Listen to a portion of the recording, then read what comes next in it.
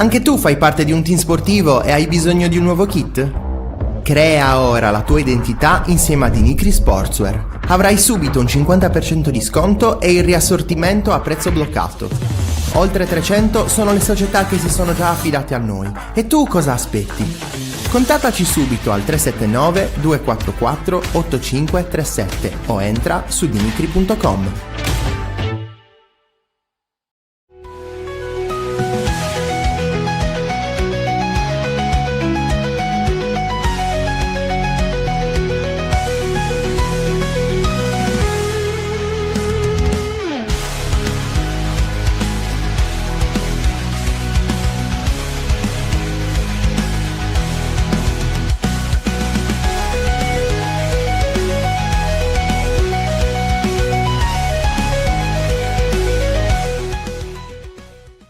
Buongiorno 131, la diretta, l'esclusiva, tutto in uno, ospiti speciali, non manca nessuno.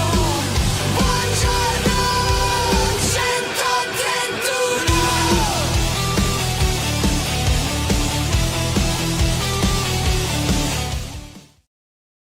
Buongiorno e ben trovati, nuovo appuntamento con Buongiorno 131, giovedì 12 febbraio e diamo anche il buongiorno a Francesco. Ciao Fra, ben trovato. Buongiorno a tutti, buon giovedì. Buon giovedì a tutti, salutiamo Pier Giorgio, ben trovato. Buondì Facc, buondì Nicola e buongiorno Violetta, buongiorno anche a tutto il mondo rosso-blu. Ciao Violetta, ben trovata. E grazie anche a Mauri, buongiorno ragazzi, saluti da Carbonia.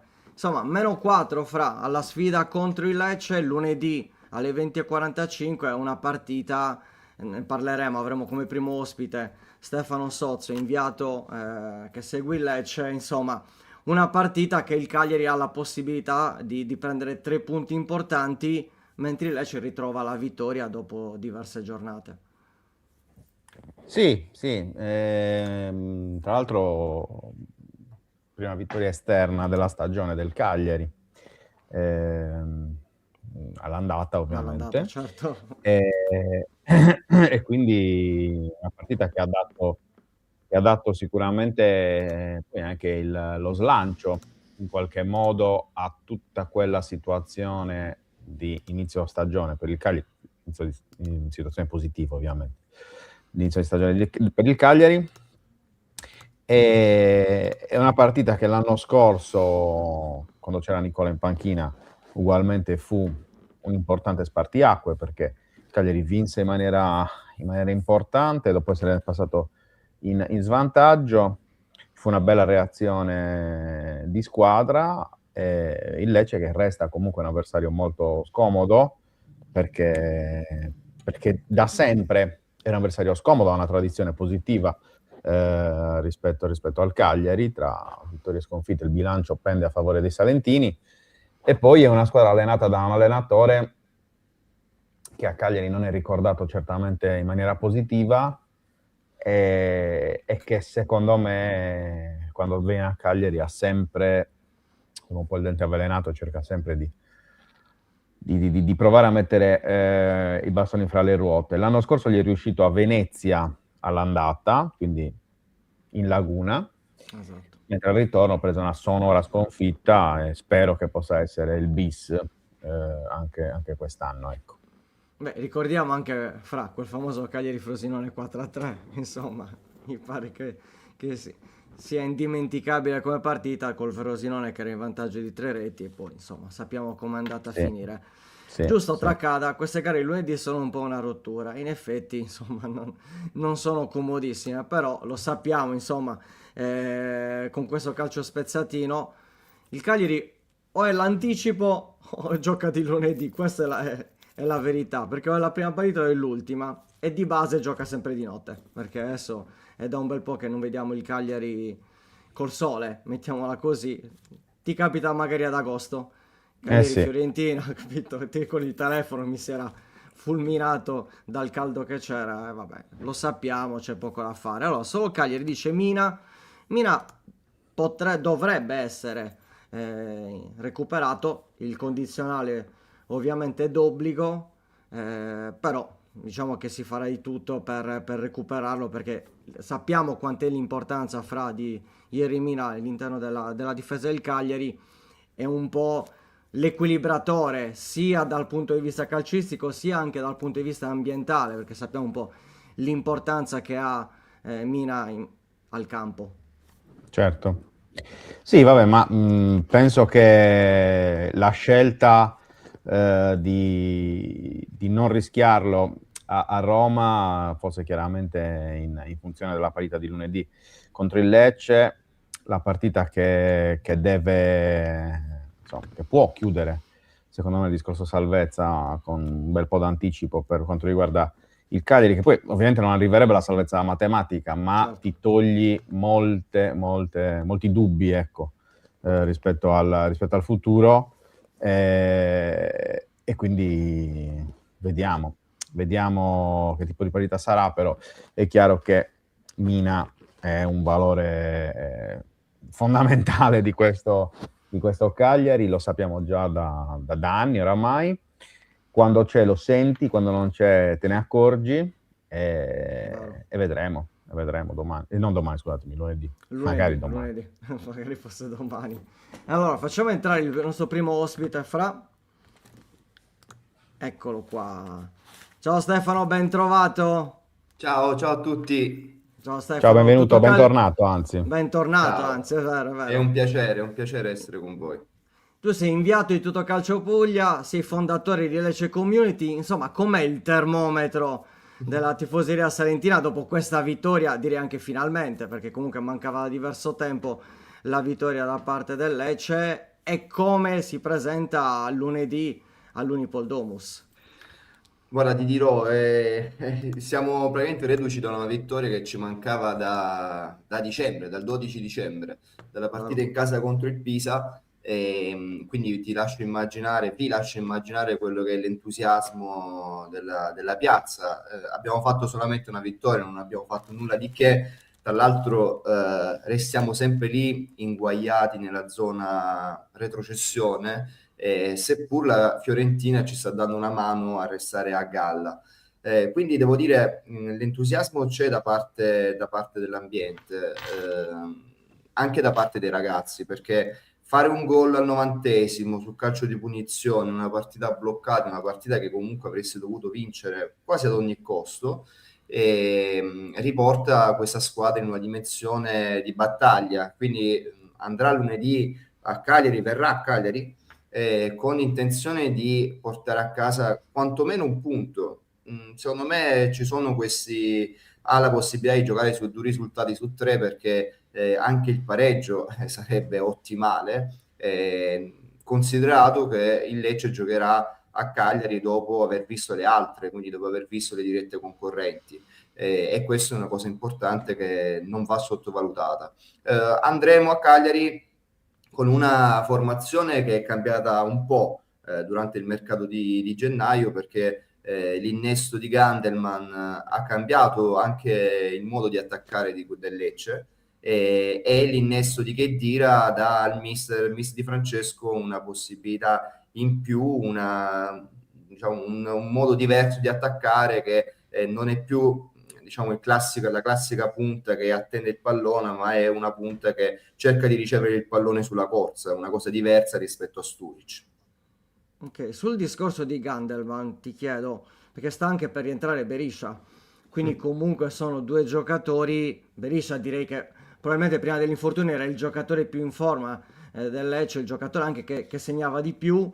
C'è la possibilità a quel punto che possano giocare insieme? È ovvio che andrebbe un po' cambiato là davanti.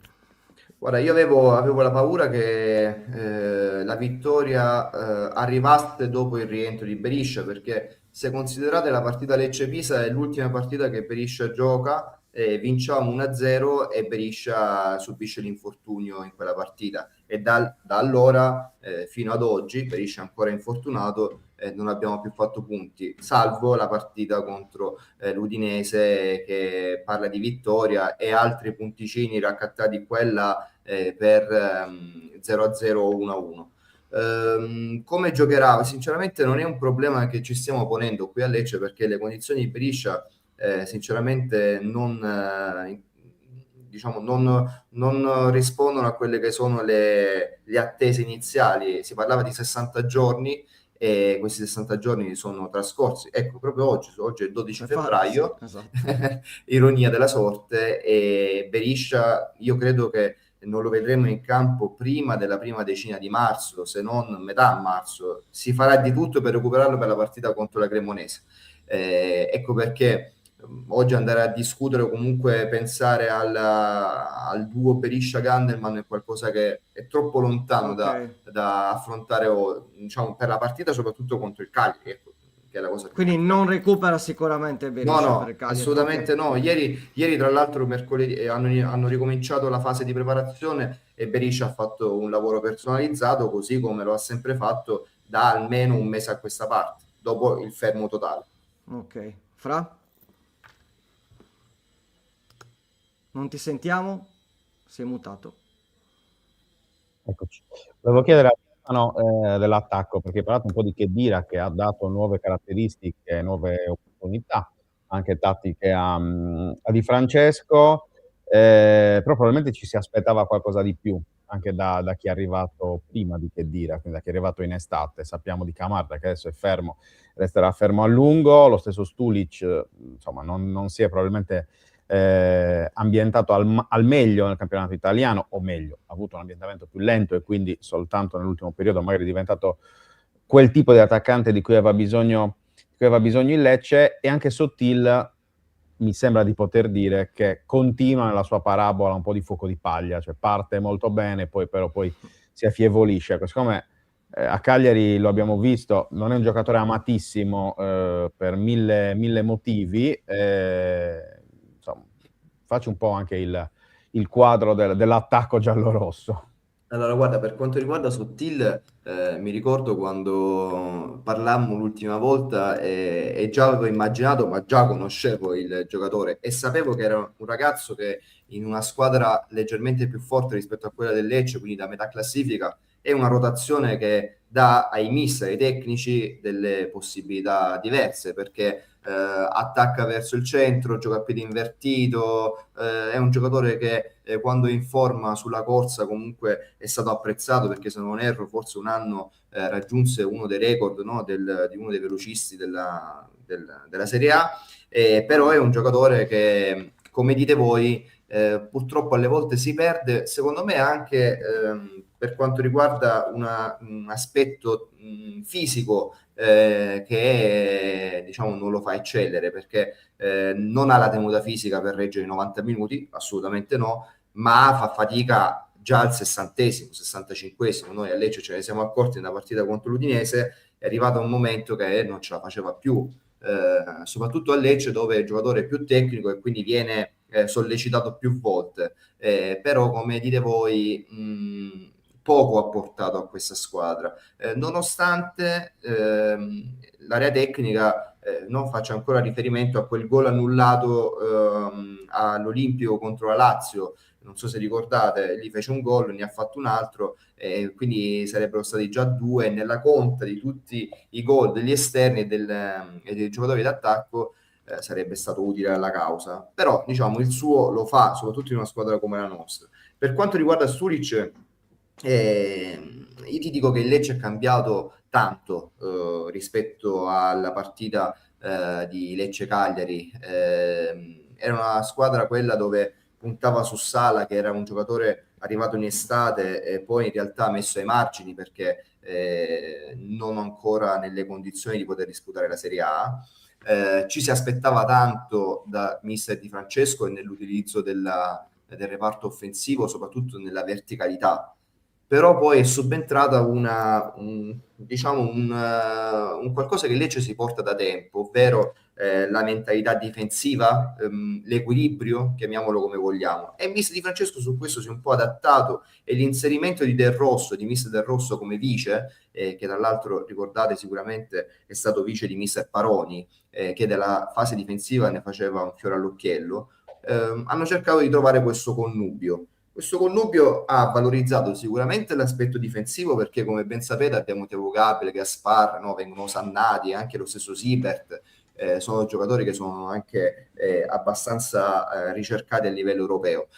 però poi l'aspetto offensivo lo lasciamo un po' andare.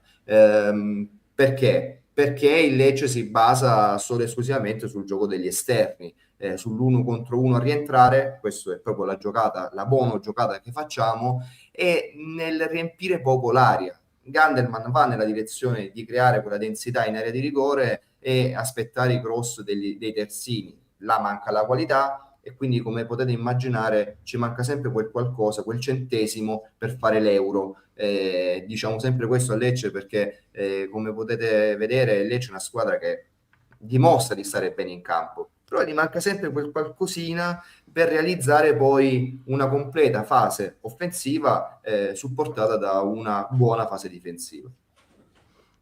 Ne approfitto per leggere anche due commenti dei nostri abbonati dove Nicola dice: Di Francesco è un allenatore noto per il metodo offensivo, a Lecce invece sembra essersi convertito a preferire la fase difensiva. È una cosa che piace, e Tracada dice: già lo scorso anno a Venezia fece un gioco molto più difensivo. Quindi Eh, va un po' a ricalcare quello che hai detto. E su questo ti chiedo, quanto è importante in maniera negativa l'assenza di Bandà per il Lecce a questo punto? Visto anche Guarda, il discorso degli offensivi, al di là del gol vittoria contro l'Udinese. avete una fortuna incredibile perché Banda è il giocatore, è l'esterno offensivo in grado di strappare la partita.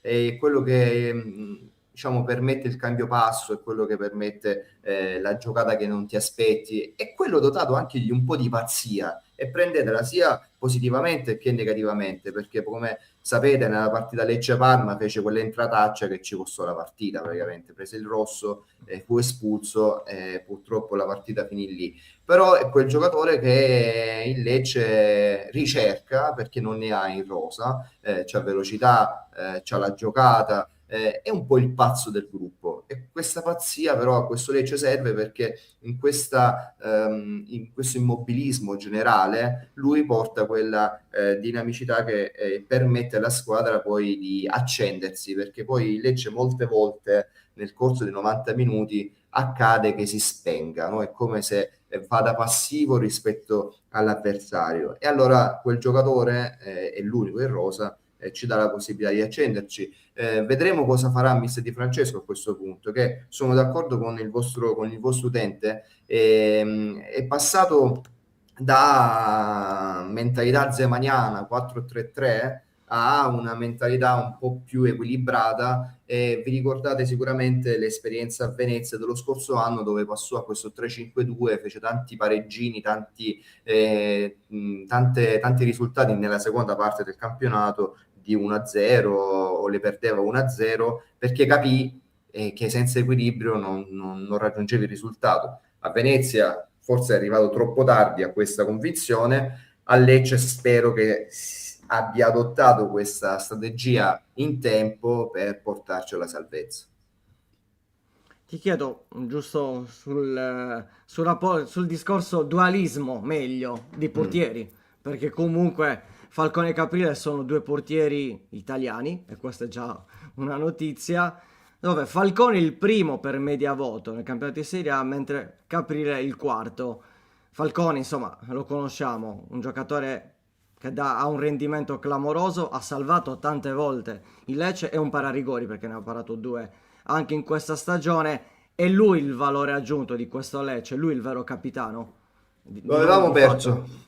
Sì, lo avevamo perso lo scorso anno, C'è non lo stato un momento, è so, vero. c'è stato un momento, diciamo, nel quale l'abbiamo visto un po' non presente mentalmente, aveva subito un grave lutto in famiglia l'estate, insomma, non era al meglio.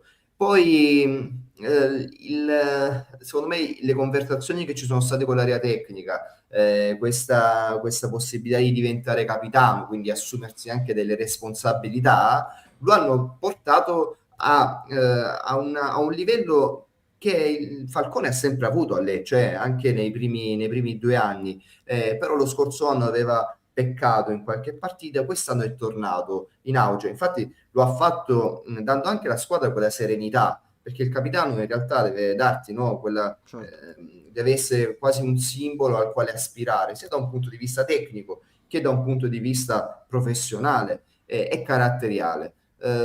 Io credo che sia il valore aggiunto perché tante volte il Lecce quest'anno è stato elogiato per le partite che contro le grandi sono finite 1-0, 2-1, 2-1 forse no, 1-0 più che altro. Beh, Milan-Inter Però 1-0 tutti e due a San esatto, Siro. però nessuno ricorda quante parate ha fatto miracolose Falcone durante quelle partite, perché poi vai a vedere la conta e Falcone ha fatto delle parate clamorose che forse hanno del sovrannaturale, quindi sì, è il nostro valore aggiunto, ci toglie qualcosa dal punto di vista tecnico perché non ha grandissime capacità con i piedi e siccome il Lecce gioca molto di rimessa, sarebbe utile avere anche quell'aspetto, però invece poi ci dà tanto in area piccola, sulle palle ravvicinate, molto forte, cioè, c'è poco da fare, fa delle parate, adesso c'è una carrellata che ogni tanto mi rivedo su internet dove fa veramente delle prestazioni incredibili e delle parate che somigliano a quelle dei grandissimi. Anche voi avete un grandissimo portiere e in squadre che devono lottare per non retrocedere, il portiere è un'arma fondamentale per dare sicurezza, tranquillità e per dare quel valore aggiunto anche alla difesa. Fra? E ti sei rimutato? Scusate, perché c'è un vento incredibile, quindi Immagino. se lascio il microfono poi si sente più il vento quando Il sto zitto. fruscio. Esatto. E volevo dire, cosa teme il Lecce del Cagliari? Che bella domanda. Allora, sicuramente Mina, però sentivo prima di entrare che dovrebbe non esserci, giusto? No, dovrebbe esserci. Dovrebbe esserci. Sì. Molto bene. Ecco, allora dovete sapere che questa è una cosa in anteprima che forse sia i miei utenti di Lecce Community che diciamo tutto l'ambiente ancora non sa e riporterò nel pomeriggio. Mina per noi è veramente diciamo un avversario difficile perché ha esperienza, no? Nei confronti dei nostri ragazzi che comunque sono giovani e sono poco esperti, tante volte accade che ti fai tirare dentro, perché poi Mina è bravo da un punto di vista mentale, da un punto di vista della malizia. A me queste sono cose che piacciono, lui le fa in un certo modo e alle volte lo trovo un giocatore difficile da affrontare, soprattutto da questo punto di vista. Poi anche dal punto di vista fisico e prestazionale, e se devo immaginare uno scontro Stulic-Mina, sinceramente ho i brividi, perché Stulic non ha la forza di contrastare un giocatore come Mina, già faceva difficoltà l'anno scorso Kristovic ad affrontarlo, immaginate voi uno Stulic. Quello che ci spaventa del Cagliari è sicuramente una coesione e un formato che voi avete trovato che riguarda sia la difesa ma anche il reparto offensivo. Avete questo ragazzo, questo attaccante noi ce lo sogniamo. Clixoi è veramente un ragazzo bravo, dotato di tecnica, dotato di malizia, è un giocatore che è difficile da marcare perché non dà molti punti di riferimento e questo ci spaventa e non poco. Così come ci spaventa diciamo, quello scontro che ci sarà tra Palestra e Gallo, Ce lo ricordiamo all'andata. che mi preoccupano un poco perché è un giocatore per voi molto molto forte. Il nostro Gallo o si deve ritagliare una buona prestazione in fase di non possesso oppure la vedo dura fare entrambe le fasi, perché Palestra è un ragazzo di struttura, fisico, di corsa, e Gallo questo un po' lo soffre, quindi queste sono le mie preoccupazioni che sicuramente sono anche preoccupazioni di tutto l'ambiente giallorosso. Tra l'altro Gallo venne sostituito tra primo e secondo Sì. tempo all'andata, perché forse Sì, è l'unica vero. volta in cui è stato sostituito tra primo e È secondo vero. tempo. E infatti Quindi- abbiamo un Dabba che potrebbe, Ah. Ndaba che è un Ndaba, ognuno poi lo chiama come Sì. vuole, e se dovessimo stare a quelli che sono gli accenti utilizzati dal direttore Corvino saremmo qui a fare una trasmissione comica. Ndaba è un giocatore dotato di fisicità e non ha una grandissima progressione, non ha una grandissima corsa, però potrebbe essere, attenzione, un'arma in più, e non vi nascondo che il mister potrebbe anche adottare degli accorgimenti. Non so se avete sentito, in questi giorni si stava parlando di difesa a 3, difesa a 5, alzare il quinto, insomma, di ogni, e non vi nascondo che col Cagliari potremmo vedere anche un Lecce tatticamente diverso, con un'interpretazione del ruolo da parte di alcuni differente rispetto a quelle che abbiamo visto fino ad ora. Perfetto. E l'orario, Ste, quindi come E l'orario. promesso 10:28, quindi E il ti lasciamo gong, andare, c'è il gong. il gong. No, a me fa molto piacere parlare con voi. Poi per me Cagliari è una squadra, una città, una terra amica, e quindi veramente mi fa tanto piacere parlare con voi di queste due squadre, e che ovviamente che cosa devo sperare? In un risultato positivo per entrambe, quindi in un pareggio. Però ovvio che in cuor mio spero che il Lecce faccia risultato, perché voi state più che tranquilli, avete 7 punti di differenza da quello che vedevo prima in classifica, il Lecce invece avrebbe bisogno. Assolutamente. Ste, grazie mille, poi ci Grazie a sentiamo voi. durante questi giorni per le ultime news. Certo. Buona giornata e buon lavoro. Ciao, buon ciao, lavoro. arrivederci. Ciao, Ciao, Ste. ciao. Grazie, ciao. Eccoci qua, perfetto. Tac. Allora, ecco, cioè... Ti piace con quei tastini, vero? Darti fastidio, lo sai che è il mio è il Sì, mantra adesso quotidiano. dovrebbe giocare Mina. Usiamo il condizionale d'obbligo. Diciamo che l'obiettivo è metterlo in campo. Nicola dice: Falcone è un gran portiere, non sarà facile, non è seconda Caprile. Sì, beh, Falcone è un bel portiere. Probabilmente quel periodo a cui si riferiva Stefano c'era anche un discorso di mercato. C'erano tanti rumors riguardo a Falcone, che comunque è rimasto tanti anni a Lecce, insomma. Vediamo un attimino, c'è questa vicinanza con Lecce, è inutile nasconderlo, da quel famoso Bari Cagliari, insomma, dove i tifosi salentini ricordo che esultarono come se non ci fosse un domani, ecco. E quindi Sì, c'è ma un poi po' ogni questa anno vicinanza. anche i tifosi fanno Beh, un anno delle... avevano ospitato i cagliaritani, i leccesi, Ti ricordi l'anno che Esattamente. avevano Sì, ma spostato penso che anche quest'anno sarà Sì, qualcosa di ho già simile, letto insomma. nei social il famoso terzo tempo, insomma, che Esatto, sono sempre esatto. belle notizie, ecco. Sì, Bandan non Esatto. c'è perché è squalificato, quindi non ci sarà. Allora, ne dice: buongiorno, non dobbiamo aver paura del Lecce, ma del Cagliari che non prenda la parità a pancia piena, ma con l'approccio giusto. Ma io penso, infatti dico, la partita di Roma era una partita a sé. Sappiamo benissimo che Pisacane preparerà al meglio questa gara. Il Cagliari sa benissimo l'importanza di ottenere comunque i 3 punti nella sfida contro il Lecce, quindi io da questo punto di vista sarei più tranquillo. L'unica mia preoccupazione è il livello, la condizione fisica. È ovvio che c'è un Cagliari con Mina e un Cagliari senza Mina. In queste partite soprattutto, l'ha ricordato anche Stefano, Mina è quel giocatore che dà quella verve agli avversari, insomma, li infastidisce. È importantissimo un giocatore come Mina, soprattutto in queste partite, Fra. Sì, soprattutto dal punto di vista anche mentale e Certo, psicologico, più ancora che dal punto di vista tecnico. del ruolo in campo, ecco. Almeno in una partita contro il Lecce, intendiamoci. Però è chiaro che può essere il valore aggiunto, e può essere anche a volte, però, come è successo per esempio a Cremona, ecco, giusto per citare una partita in cui è stato messo in campo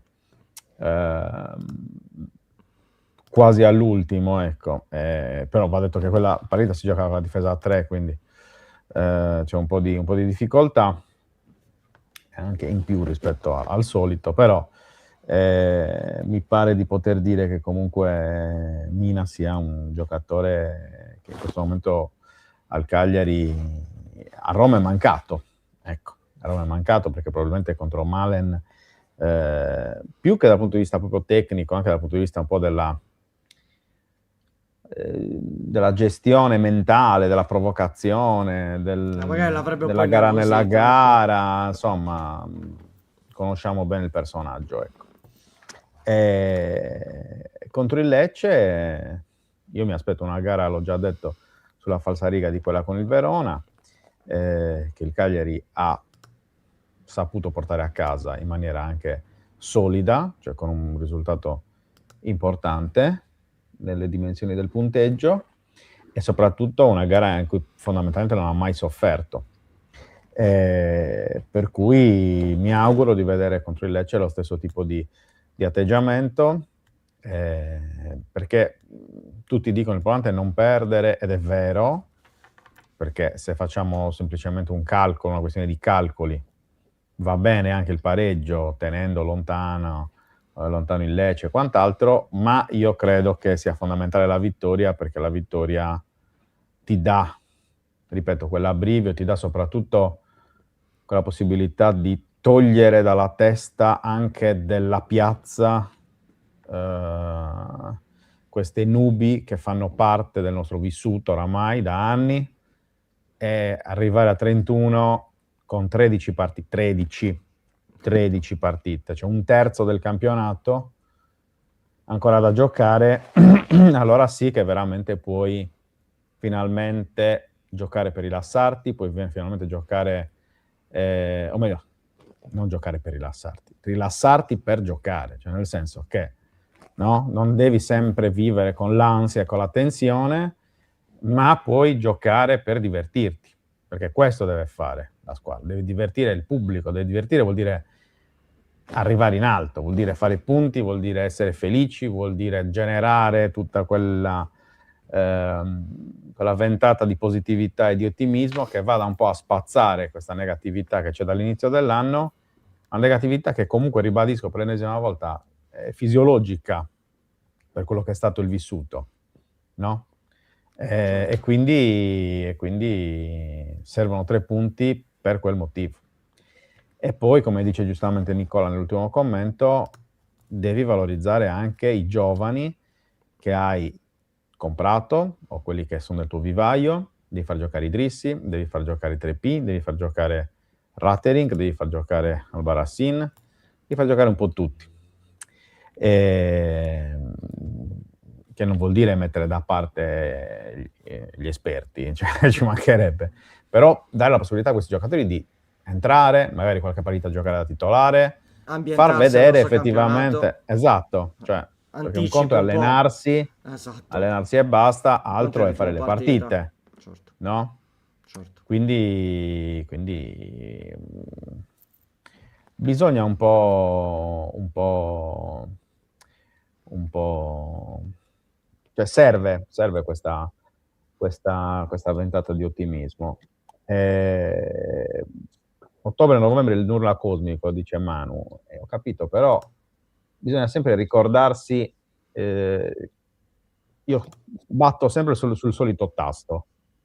Anche nel mese più negativo il Cagliari non è mai stato nelle ultime 3, mai. Non ha mai rischiato veramente di essere assorbito nella zona rossa, perché nel momento in cui avrebbe potuto, ha vinto contro la Roma e ha dato la risposta, ha dato il segnale. E Una Roma idem che ricordiamo era prima in dopo classifica, Genova tra ha dato la risposta con le Sì. 3 vittorie di fila. Cioè io ribadisco, a me sta benissimo l'analisi, ma non è detto che non ha rischiato per dei meriti altrui, perché bisogna sempre, non si riesce mai a dare un merito anche nelle cose buone che vengono costruite, cioè questo fa parte del campionato, cioè fa parte di un percorso lungo.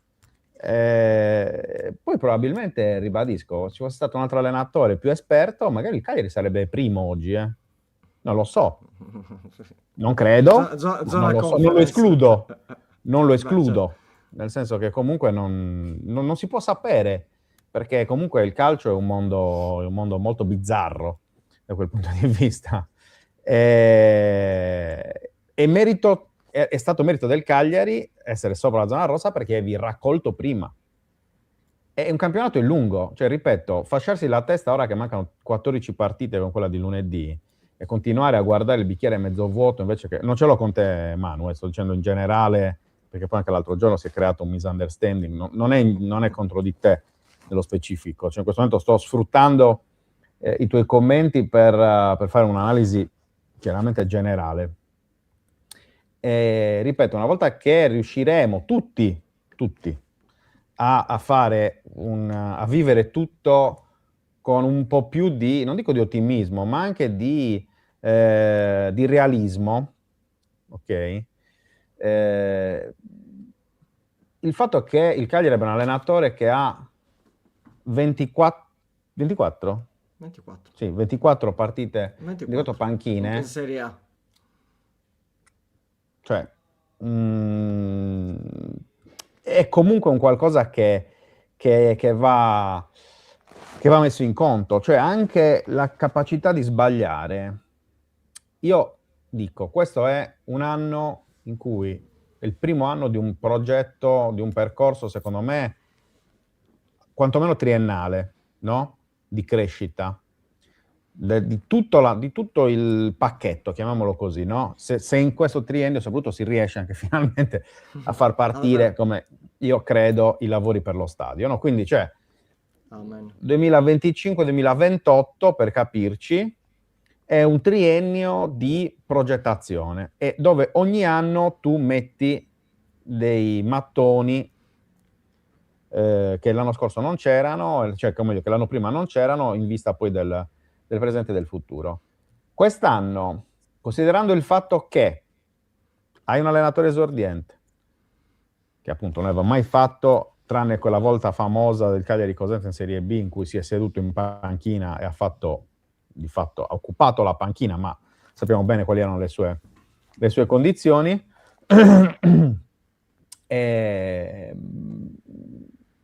Non si era mai seduto in Serie A, non si era mai dovuto confrontare con quelli che sono i problemi della Serie A. Tu a 14 partite dalla fine sei stato sempre lontano dalla zona rossa. Sei riuscito a vincere contro squadre forti, cosa che per esempio l'anno scorso non era successa, e anche con Ranieri ti era capitato abbastanza di rado. Cioè, io non dico, non voglio fare l'ottimista a tutti i costi, perché non è quello che mi interessa, non è il mio ruolo. Io cerco semplicemente di analizzare un po' le varie cose. Spero anche con la solita onestà intellettuale che penso di portare avanti sempre. Io i punti di crescita quest'anno li ho visti e li vedo sempre.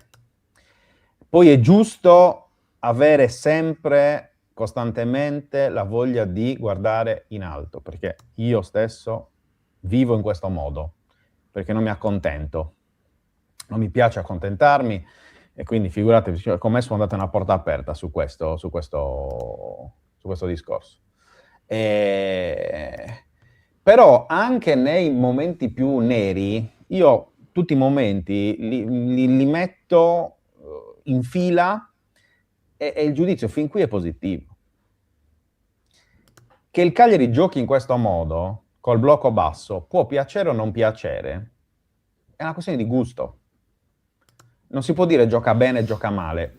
È un modo di giocare che può piacere o può non piacere. A me, per esempio, non fa impazzire sempre, però io, siccome sono abituato a me non piace perdere, infatti, e quindi io personalmente sono così. Poi magari c'è invece chi preferisce un altro tipo di proposta di gioco, ma è una questione di gusto. Ecco, cioè io la cosa che non capisco è dare dei giudizi di merito, andando spesso anche dando dell'incapace, dell'incompetente. Poi mi fa sorridere perché, insomma, chi dà dell'incompetente a uno che ha il patentino UEFA Pro e magari ha giocato solo negli amatori, mi fa anche sorridere da questo punto di vista. Però sappiamo che in Italia è così, quindi la Sardegna non fa difetto da questo punto di vista, quindi ci sta, ci mancherebbe. Dire che il Cagliari gioca bene o gioca male, quando poi hai dei numeri e dei risultati che sono qualcosa di oggettivo e non di soggettivo, allora ci può stare, nel senso, ripeto, è il gusto. A me può piacere come gioca De Zerbi e può piacere come gioca Luis Enrique e non come gioca Allegri o come gioca Conte. Sono gusti. Poi se io devo analizzare se sta facendo bene, se sta facendo male, il gusto non può essere il principale argomento di analisi. Credo che questo sia, insomma, no? Se io devo No. analizzare il Cagliari, gioca bene, gioca male, il gusto non si discute. Lo dicevano i latini. Ma poi Di quante questo. volte Pisacane ha detto sì, possiamo anche giocare bene, ti danno la pacca sulle spalle e poi rimane fine a se stesso. Per quello che deve fare il Cagliari, per la contestualizzazione di quello che deve fare il Cagliari, chi l'avrebbe detto che dopo 24 partite avreste avuto 28 punti? Mi pare quando era stato comunque nominato Pisacane c'era un po' di paura, capire un po' come si sarebbe adattato, visti i risultati. Poi sul gioco è sempre soggettivo il gioco, perché c'è a chi può piacere, a chi non può piacere, però in una squadra come il Cagliari il risultato è la prima cosa, perché tu puoi giocare bene e poi retrocedi, quindi va bene? Oppure giochi un po' meno bene, ma poi tutti gli allenatori, se vedete, in questa seconda parte stanno un po' cambiando. Guardate anche Nicola con la Cremonese. Quanto è cambiata la Cremonese? Eppure, io ricordo i primi mesi, la Cremonese, che campionato, eppure... Le partite, il campionato dura 38 partite. Si salva chi è più continuo in queste 38 partite oppure ha un exploit che gli permetta comunque di tenere la serie. Il Cagliari sta facendo bene, ha la possibilità lunedì con una vittoria di superare i 30 punti dopo 25 giornate. E più di così. Guarda, io non sai potrei dire niente. come si risolve questo Vai. dubbio amletico? Facendo entrare il nostro secondo ospite, ovvero Grande. Marcello Angheleddo, allenatore del Monastir. Buongiorno Marcello, Buongiorno. come stiamo? Buongiorno, tutto bene, dai. Un buon risveglio. Dall'alto del terzo posto in classifica del girone G di Serie D si sta bene, dai. Direi che si sta bene. Si sta benissimo. Stiamo vivendo una sensazione particolare che ci stimola ancora di più a continuare questo lavoro e a spingere questo gruppo di ragazzi che ci sta dando grandissime soddisfazioni. Monastir che ieri ha vinto, ricordiamolo per chi se lo fosse perso, il turno di recupero contro il Valmontone 3-0, risultato abbastanza secco, caro Marcello, contro una delle squadre più ambiziose di questo girone, sicuramente quelle meglio messe dal punto di vista economico, perché fondamentalmente un attacco come quello del Valmontone ce l'hanno pochi nel girone G, no? Cioè Calì, Roberti, El Bakhtaoui, Senesi, cioè giocatori che hanno fatto per anni i professionisti e comunque anche in Serie D hanno sempre fatto la differenza. Che partita è stata? Sì, hai detto bene, il valore dell'avversario diciamo che si conosce. Pensare oggi che ieri si è giocato una partita dove noi e il Valmontone eravamo a pari punti, forse al girone d'andata, dopo che siamo usciti un po' con le ossa rotte dalla partita in casa loro, sarebbe stato quasi impensabile, quindi vuol dire che questo ci dà l'idea di aver fatto un buon percorso. È stata una partita difficile, perché comunque sia, quando hai avversari con questa qualità devi ridurre al minimo gli errori, perché sugli errori tuoi loro acquisiscono vantaggio, riescono comunque a creare situazioni.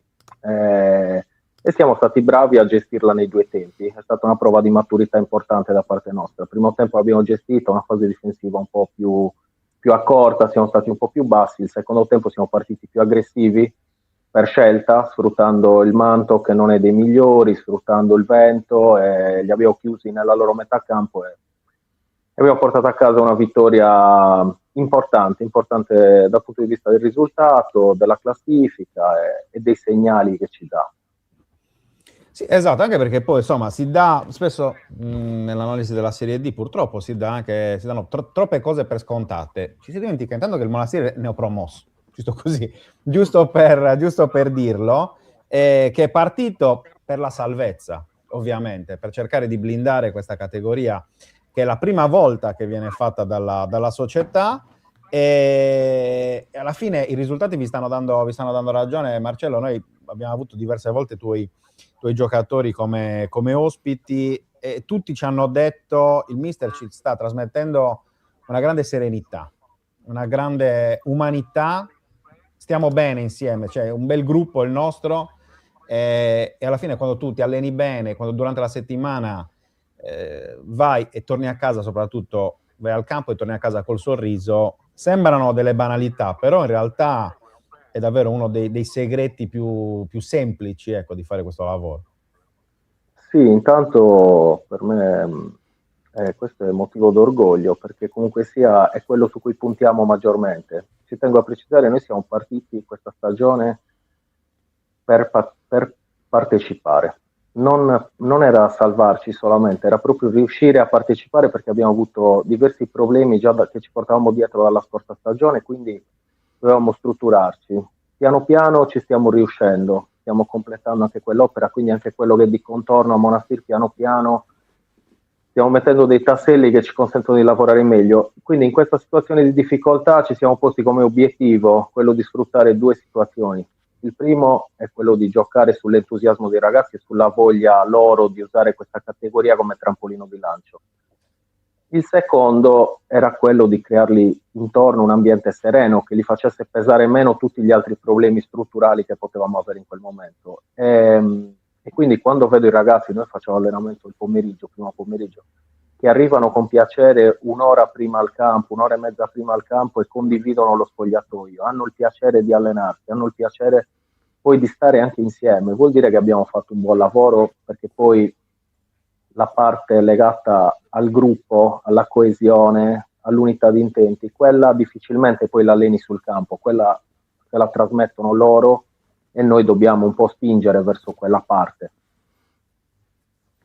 Sì, tra l'altro poi un'altra cosa che sempre qualcuno si dimentica: voi avete perso, per esempio, per strada uno dei giocatori più in vista della prima parte di stagione, parlo ovviamente di David Suazo Junior, che avete lasciato andare in Serie C all'Altamura, un'altra cosa non banale comunque per una società insomma, giovane come la vostra di fatto, però siete riusciti, grazie anche all'ottima stagione di Alessandro Aloia, che tra l'altro anche lui abbiamo avuto il nostro ospite all'inizio di questa stagione, ma penso anche ovviamente a Gibilterra, penso a Simone Pinna, che ieri abbiamo visto prima il gol del 2-0, anche quello una punizione non banale. Insomma, tra giovani, giovanissimi e meno giovani siete riusciti a creare il giusto amalgama.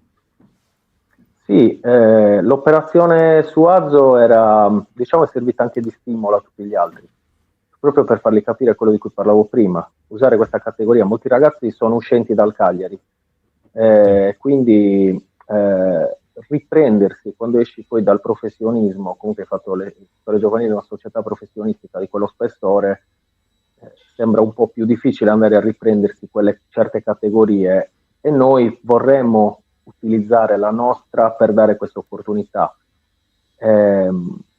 Suazo è stata un'operazione che è servita poi di stimolo a tanti altri ragazzi che oggi sono visionati, sono attenzionati da diverse squadre, e questo per noi è un valore importantissimo il lavoro che dobbiamo fare, perché poi lo stimolo, cioè il fatto che uno venga attenzionato è di stimolo anche per il ragazzo che si cambia a fianco a lui, dice: anch'io potrei farcela se mi impegno, se spingo, se mantengo questo entusiasmo. Il nostro lavoro, diciamo, è, come dicevo prima, è dargli una serenità dei concetti, lavorare sull'individuo, cercare di tenere sul morale, e tutto questo oggi diciamo che sta pagando, ne siamo felici. Hai fatto dei nomi di certi giocatori, ci tengo. Simone Pinna ieri ha fatto gol, la settimana scorsa ha fatto un gran gol Masia, sono i nostri capitani, sono i ragazzi che hanno sposato il progetto Monastir quando eravamo in promozione. Oggi ci troviamo terzi in classifica in Serie B, non è una cosa da poco, sono due ragazzi che spingono il resto del gruppo verso questa strada di cui parlavo prima. Poi abbiamo tanti giovani che che si stanno imponendo, si stanno facendo conoscere. È una bella soddisfazione per noi. E sappiamo anche, e questo è da non trascurare, che abbiamo ancora 11 partite. Il campionato è lungo, è pieno di insidie, nei campionati ci sono i momenti belli come questo che stiamo attraversando, che abbiamo la freccia su, e poi arrivano anche i momenti brutti, quindi la forza si vedrà anche quando avremo magari da gestire determinati momenti. Luca? Io ti chiedo sul discorso campionato, è vero, la matricola terribile si può dire ovviamente per il Monastir, nel senso che comunque sta facendo un ottimo campionato, probabilmente anche al di sopra delle aspettative, perché comunque anche quando abbiamo avuto anche diversi calciatori della Serie D veniva sempre detto un conto è la prima parte, ma poi il vero campionato si vede dopo il mercato di gennaio, nella seconda parte alla fine escono fuori i veri valori, però possiamo dire però al terzo posto è vero, la salvezza rimane comunque l'obiettivo, ma qual è il vero obiettivo tuo? Nel senso che valorizzare sicuramente i giovani, ma anche creare un gruppo. Hai creato un gruppo importantissimo, perché ho visto anche dei gol, ogni gol tutti insieme, tutti verso il pubblico, c'è proprio una trade union anche con il paese. Quindi questo è sicuramente un valore aggiunto, e guardando un po' i numeri, il Monastir fa decisamente meglio in casa rispetto alle trasferte. Sì, soprattutto le trasferte oltremare, dove abbiamo fatto solo 2 punti, quindi mentre i derby, cioè, a me non piace chiamarli derby, però tutte le partite in Sardegna in trasferta le abbiamo vinte, oltremare non abbiamo mai vinto, una cosa particolare. Anche queste cose sono analisi che ci facciamo spesso per cercare anche di migliorare questi aspetti, per capire dove sta l'errore.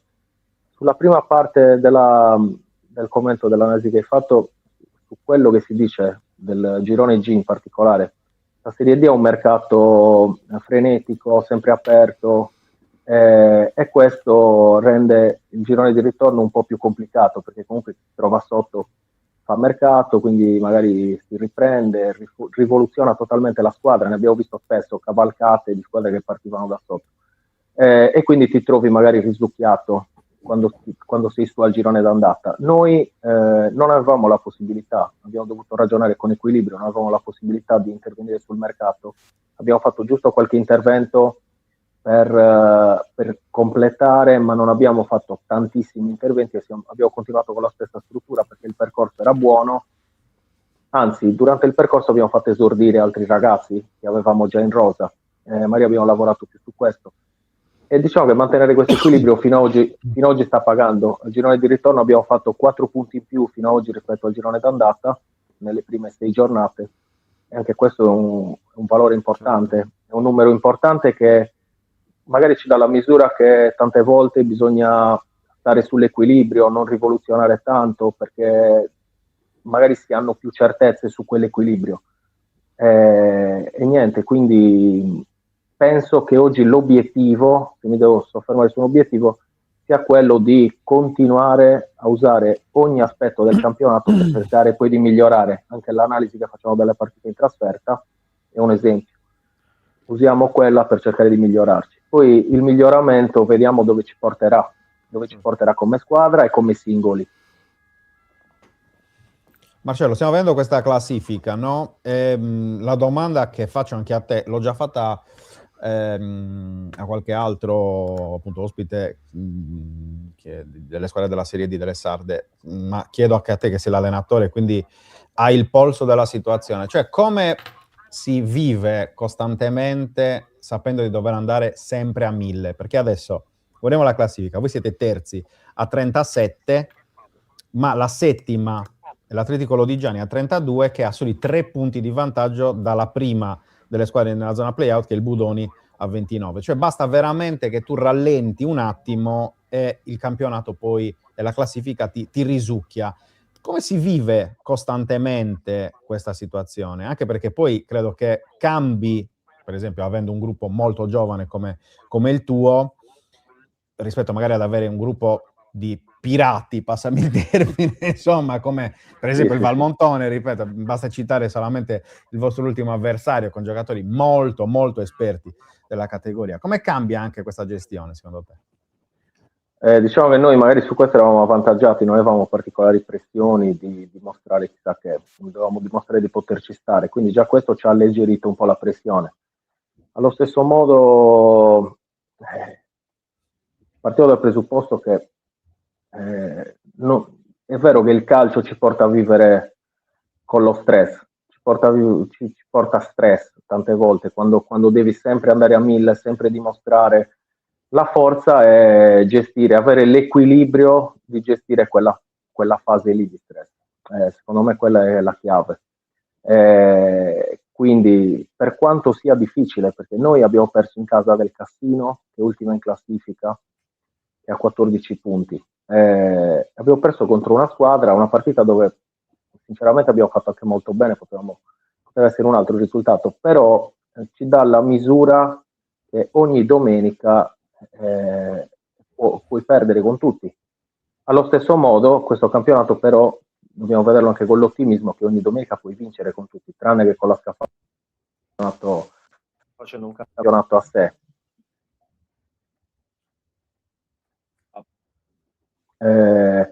Penso che, ripeto, la forza deve essere l'equilibrio. Bisogna vedere come si gestiscono i momenti negativi. Tanto quelli li passiamo tutti durante la stagione. Se si riesce a mantenere la barra dritta in quei momenti, poi arriva anche quello buono e lì raccogli poi i punti che servono. Un altro elemento distintivo del Monastir è sicuramente la sardità. Tanti sardi, pochissimi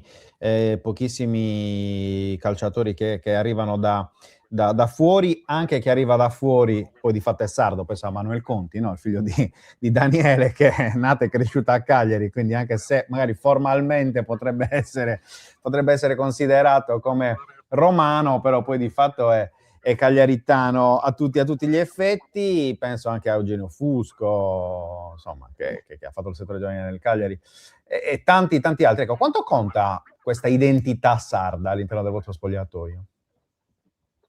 Conta tanto, diciamo che si abbinano due aspetti. Il primo è l'esigenza. Quando abbiamo iniziato a pensare a questa squadra, dovevamo anche far fronte a quelle che erano le nostre risorse, quindi anche avere foresteria non ce l'abbiamo, appartamenti sono limitati, quindi portare i giocatori da fuori per noi era, diciamo, un ostacolo, era uno scoglio difficile da superare, ecco. E quindi abbiamo dovuto orientare il mercato verso il prodotto locale, ecco, mettiamola così. Avevamo già individuato tanti ragazzi, noi siamo partiti sulla struttura, prima oltre che con le riconferme siamo partiti poi con il parco giovani. A me non piace chiamarli under, fuori quota, perché comunque diciamo che li togliamo valore, sono tutti giocatori. Anche ieri abbiamo giocato con 5 under, ad esempio. Se andiamo a vedere la distinta, ci capita spesso questa cosa. E lo facciamo perché effettivamente il valore, oltre la regola, abbiamo fatto un buon lavoro in quel senso. Abbiamo portato ragazzi che, come dicevamo prima, uscivano dal settore giovanile del Cagliari con una struttura già a livello di giocatore importante, perché comunque sia uscire da quel tipo di settori giovanili ti dà qualcosa in più. Il resto abbiamo cercato di lavorare su ragazzi che avessero lo stimolo, come dicevo prima, di mangiarsi un po' la categoria, di utilizzarla come vetrina, di dimostrare. Altra cosa importante, c'è molta coesione, perché se io penso ai 2006 che ho in rosa, sono tutti ragazzi che giocavano insieme nelle giovanili al Cagliari, oggi si ritrovano tutti insieme qua, hanno già condiviso lo spogliatoio, il gruppo è coeso. Uguale succede per quelli che variano i più grandi dal 95 al 98, 99, che sono tutti quasi coetanei, argomenti comuni, quindi diciamo che ci aiuta a tenere il gruppo coeso questo aspetto. Poi la sardità, diciamo che per me personalmente sarebbe una cosa, potrebbe essere un obiettivo, mi piacerebbe tanto avere un gruppo tutto sardo, per dare proprio valore, usare questa categoria per far vedere i nostri ragazzi, perché c'è tanto valore secondo me in Sardegna. Tante volte abbiamo l'ostacolo del mare, quindi si fa un po' più di fatica a dargli la possibilità. Allo stesso modo poi devo vedere anche che i ragazzi che sono venuti fuori dalla penisola, che abbiamo in squadra, o anche uno che è dall'Argentina, sono ragazzi di grandissimo valore, stanno facendo benissimo, si sono integrati benissimo all'interno del gruppo e quindi tutti, diciamo, tutti insieme stanno ottenendo questo. Ecco. Assolutamente. Marci, quanto conta la tua esperienza da calciatore in questa avventura da allenatore? Diciamo la base di tutto parte da quello che ho vissuto da calciatore, che poi ha influenzato anche il mio modo magari di trattare quei ragazzi. Io fino a 3 anni fa, poco più, ero a posto loro, mi cambiavo nello spogliatoio col gruppo, quindi più o meno provo a capire, percepire quali erano le cose che mi piacevano e mi piacevano meno dello staff, e quindi cerco magari di portare quelle che mi piacevano e con tanti errori, perché sono all'inizio, c'è tanto da sbagliare ancora, ecco, c'è tanto da sbagliare, quindi cerco però di seguire, e mi è servita sì l'esperienza da calciatore per darmi una struttura iniziale, ecco. È stato un assist perfetto questa tua risposta, caro Marcello, perché adesso cambiamo argomento, parliamo di Cagliari in chiusura, perché non possiamo non parlare di Cagliari. Perché chi meglio di un allenatore giovane come te, che appena detto c'è tanto da sbagliare, tanto per usare l'ultima frase, può giudicare queste prime 24 partite di Fabio Pisacane sulla panchina del Cagliari. Ti chiedo un giudizio su questa prima parte e mezzo quasi di stagione dei rossoblù, e secondo te quali sono le cose buone e le cose su cui magari si poteva lavorare meglio, in vista su cui si può lavorare meglio, scusami, in vista del proseguo del campionato? Allora, solo cose buone, perché le cose su cui si può lavorare meglio, non essendo dentro, le può sapere solo chi è lì, chi vive quotidianamente la situazione Cagliari. Solo cose buone perché Pisacane, allenatore esordiente, viene da un percorso importante con la Primavera, perché comunque ha ottenuto un risultato storico, e ha portato l'entusiasmo di chi ci vuole stare a quei livelli, che non è facile, e l'ha fatto con una squadra che è stata intanto, oltre alle riconferme, sono stati fatti degli innesti che oggi tutti hanno un valore importante. Penso a Clizzoi, a Palestra, giocatori che si stanno imponendo. Quindi oltre il valore del lavoro che porta poi i risultati sul campo, che sta portando un risultato importante sul campo, e oggi il Cagliari vive una condizione di classifica che negli ultimi anni penso non abbia quasi mai attraversato in questo periodo, ma si trovava sempre in situazioni un po' più complicate. Oltre a questo si sta creando anche una struttura si stanno valorizzando degli elementi, quello è l'altro lavoro buono che si sta facendo. Vedi Caprile, Palestra, ho detto Clizzoi, ma anche tanti altri giocatori stanno venendo fuori, e quindi solo cose positive per il lavoro di Pisacane, ci mancherebbe. Chi gli ruberesti se potessi? Vabbè, lì tutti. Uno, però uno, scegliene uno. Palestra, giocatore con gamba, qualità, secondo me, per come vedo io il gioco, è anche uno che ha ancora tantissimo margine. Secondo me lui ancora ha tantissimo margine da colmare può arrivare un miglioramento assoluto, può diventare un giocatore di spessore assoluto. Luca? Sei muto. C'erano dei lavori qua nel frattempo, quindi mi sono mutato per quello. Hai parlato prima del discorso giocatore-allenatore, ma dormi più adesso o dormivi più prima? Ma dormo uguale. No. Non c'è da No, questo c'è una cosa, c'è la cosa allora mi stanca più adesso la partita che da giocatore, poi non è che corressi più di tanto da giocatore, quindi non ero... Facevi Però correre gli altri. sì, va, facevo finta di correre. Ma a parte questo mi stanca di più mentalmente, però mi piace di più questa veste rispetto a quell'altra. Cioè, più da allenatore che da calciatore? Sì, sì, sì, assolutamente. Vedi? Ah, Mi questo è piace di interessante. Questo è molto interessante. Marce, grazie intanto ovviamente per essere Grazie stato a voi. con noi. Ti chiedo l'ultimissima, chiaramente tornando al Monastir, perché domenica c'è il derby, anche se a te non piace chiamarlo derby, però noi lo chiamiamo derby, contro il Latte Dolce in casa vostra, quindi la possibilità di giocare nuovamente davanti al vostro pubblico. Che gara sarà secondo te? Difficile, come tutte, perché sappiamo, ne parlavamo prima, sono tutte difficili in questa categoria.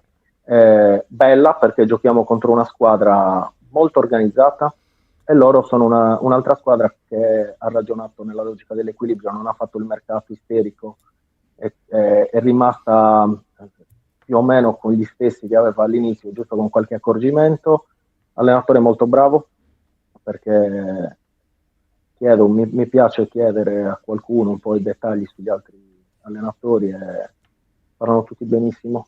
È una squadra anche che ha un concetto di gioco importante e grandi individualità, perché ha un po' di giocatori che mi piacciono tanto, quindi è una partita bella, stimolante, andare a confrontarsi contro chi fa calcio così è sempre bello e stimolante. Calcio di punizione, è meglio Angheleddu o Fini? Vabbè, Fini, non c'è storia. Fini, insomma, io ho giocato Fini ha giocato a calcio, io ho giocato a pallone, quindi no, lasciamo stare. Non c'è storia. Grazie Non- davvero Marcello. Grazie a voi. Angheleddu, Grazie a allenatore voi. del Monastir, in bocca al lupo, ci vediamo presto anche in campo. Grazie. E grazie ovviamente al Monastir per la disponibilità, come sempre nei nostri confronti. Un abbraccio Marce, ci vediamo presto. Grazie, buona giornata, ciao. Ciao. Ciao. E voilà. E voilà. Bene. No, ci tenevo particolarmente ad avere Marcello, al di là del fatto che appunto situazione quella del Monastir in questo momento non si può che togliersi il cappello, perché neopromossa, là in alto, un qualcosa di veramente clamoroso. Poi mio coetaneo, quindi sai che io per gli 84 stravedo, e soprattutto poi Marcello è un altro di quelli che secondo me può fare davvero nella vita questo lavoro, perché è uno della nostra generazione, di quelli che studia, a parte che ha giocato ovunque, quindi anche un'esperienza da calciatore importante, per cui dico, spero, gli auguro chiaramente che possa fare una bella carriera anche da allenatore, anche meglio di quella da calciatore. Gli auguro questo, che già è stata importante. E poi soprattutto mi interessava il suo punto di vista anche per il discorso di Pisacane, perché secondo me Certo, come sono esperienza. molto simili, si può accomunare la loro esperienza, quindi è interessante, secondo me è interessante anche aver avuto il suo punto di vista in generale, ecco, non solo sul Monastir, ma un po' in generale. Va bene, ragazzi, Ce chiudiamo l'abbiamo fatta. Grandissimo. questa puntata. Con Buongiorno 131 ci ritroviamo lunedì, Sì. chiaramente alle 10. Sarà la puntata di fatto che anticipa il prepartita, La perché sfida, la esatto. sera giocherà il Cagliari, ma interessante questa roba, bella. questo Sì, suggerimento. Prendi nota, Luca Di Leonardo, Sì, così sì. magari Bello. ci pensiamo. Anche perché ci stiamo lavorando questi giorni con idee, insomma, trovare Esatto. delle novità, perché come ha detto bene Francesco, non ci si accontenta mai. Bisogna sempre cercare di trovare nuova linfa, nuove idee per dare un prodotto sempre più completo. Quindi, grande Nico, bella questa idea, ci sta assolutamente. È stato traslato al lunedì, arriverà lunedì. Perché oggi c'è stato un cambio. Quindi lunedì ci sarà, speriamo. Condizionale d'obbligo perché non dipende da noi. Quindi sarà lunedì e ricordiamo stasera alle 18 ci sarà Fanta 131 che ci avviciniamo alla 25esima giornata. Quindi per chi ancora non ha fatto mercato, che ho visto che qualcuno non l'ha ancora fatto, ricordatevi un po' le modalità. Per chi non è abbonato può farlo in maniera automatica sino a domani alle 15, mentre per gli abbonati scrivete nel canale Telegram e andrò a fare, ho ancora due squadre da cambiare Da i vari sistemare. giocatori. Sì, perché giustamente non tutti hanno fatto tutti i cambi perché volevano aspettare ancora una settimana e per qualcuno è stata importante questa situazione. Poi, insomma, la settimana scorsa magari c'è chi non ha avuto tempo perché era una settimana particolare. Però ci siamo, ricordatevi, entro domani alle ore 15 è ancora aperto il mercato di riparazione.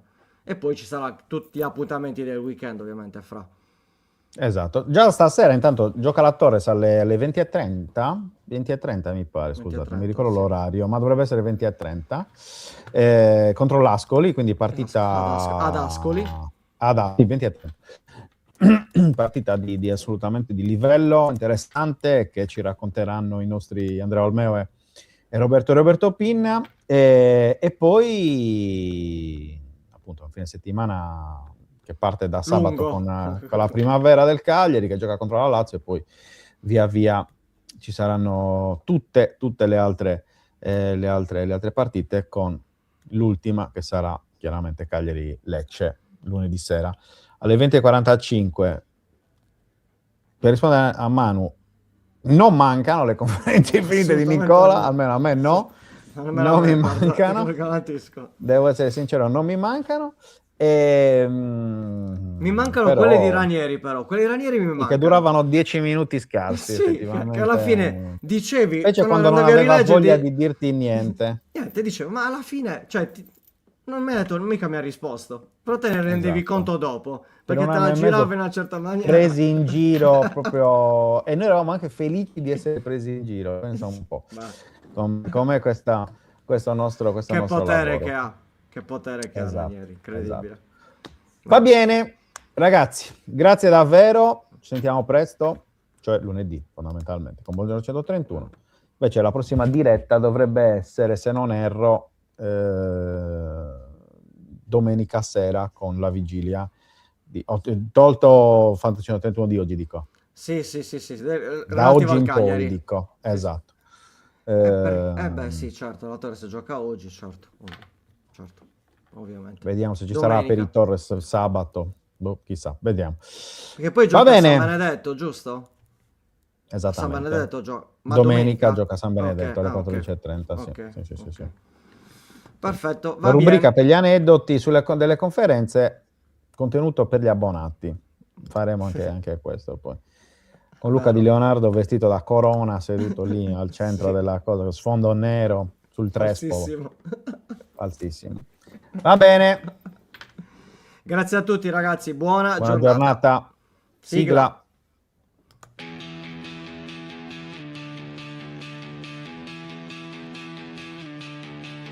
La sveglia suona, la redazione in pista, Sardegna in diretta, c'è voglia di notizia, storie di sport, un'isola in piena, storie di vita, a voce alta, alza il volume, fatti sentire. Buongiorno 131, la diretta, l'esclusiva, tutto in uno, ospiti speciali, non manca nessuno. Buongiorno 131.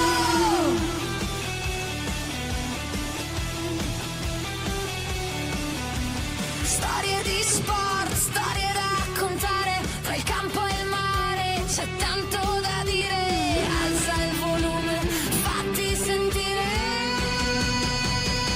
Buongiorno 131, la diretta, l'esclusiva, tutto in uno, ospiti speciali, non manca nessuno. Buongiorno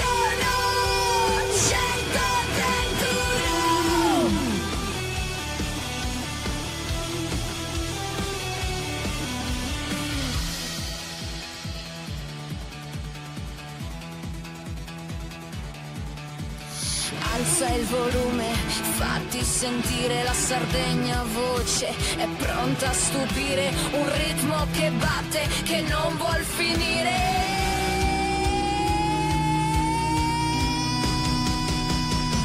Buongiorno 131, la diretta, l'esclusiva, tutto in uno, ospiti speciali, non manca nessuno.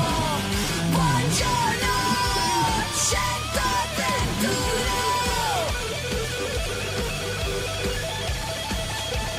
131.